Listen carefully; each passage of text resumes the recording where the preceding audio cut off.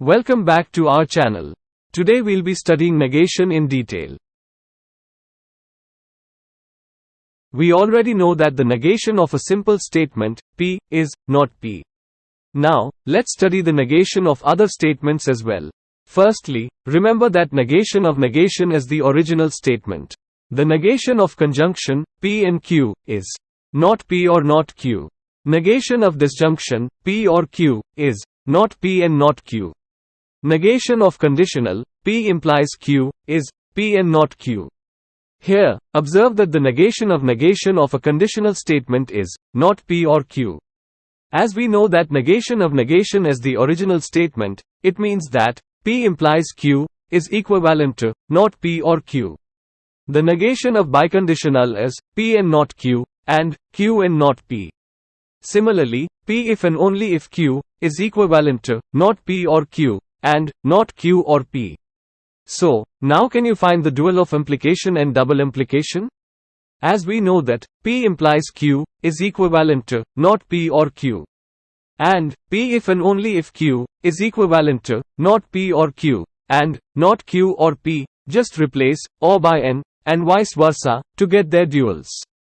To find the negation of a quantified statement, replace the word all by some, and for every by there exists and vice versa, plus their opposite. Here, what opposite means will become clear while solving the exercise.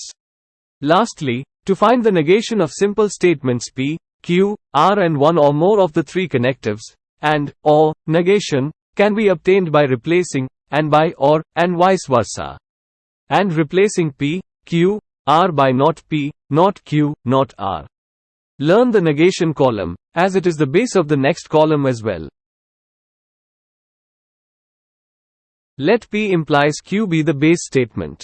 Now, we will find its converse, inverse and contrapositive. While finding the converse, just change the positions of both the base statements. So, the converse of P implies Q is Q implies P. While finding the inverse, just change the signs of both the base statements. So, the inverse of P implies Q is not P implies not Q. While finding the contrapositive, change both positions as well as signs of both the base statements. So, the contrapositive of P implies Q is not Q implies not P. As we now know what is converse, inverse and contrapositive, let's see what is the contrapositive law. It states that implication, P implies Q, is equivalent to the contrapositive, not Q implies not P, and converse, Q implies P, is equivalent to the inverse, not P implies not Q. You must learn this law. Let's begin with exercise 1.8. Write negation of each of the following statements. Here, in the second statement, for all values of n which belongs to n, n plus 1 is greater than 0. We replace, for all values of by there exists, and write the opposite of the given statement. Here, the given statement is greater than 0. So, its opposite is less than equal to.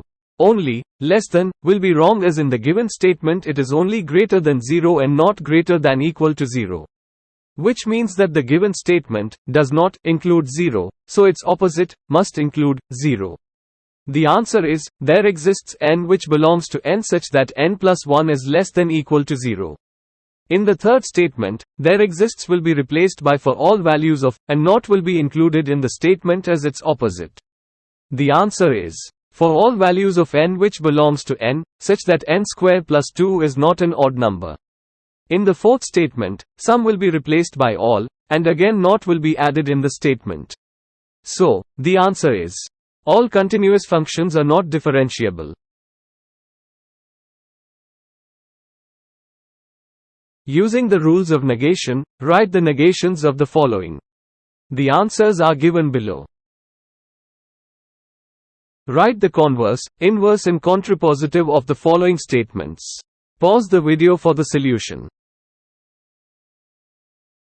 With proper justification, state the negation of each of the following.